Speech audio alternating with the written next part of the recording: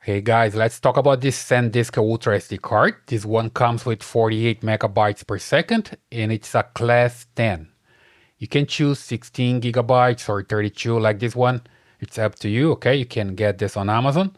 And here, see, there's a lock, so you can basically lock the card to protect your files. Let's say, for example, you wanna protect so nobody can record into the card. You just protect it here, right?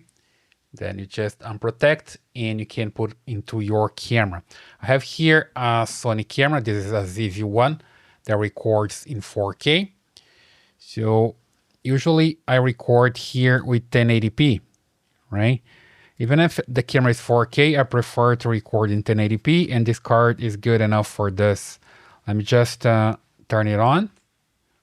And you see here that I can just press a button and start recording.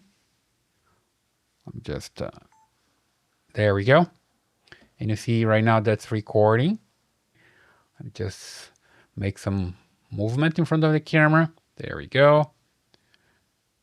And then stop recording. And I can come here and play the video. So basically here, I play it. And you see that's working here with 30 frames per second. If you want to record like this, you see my hands there, and it works pretty fine, okay?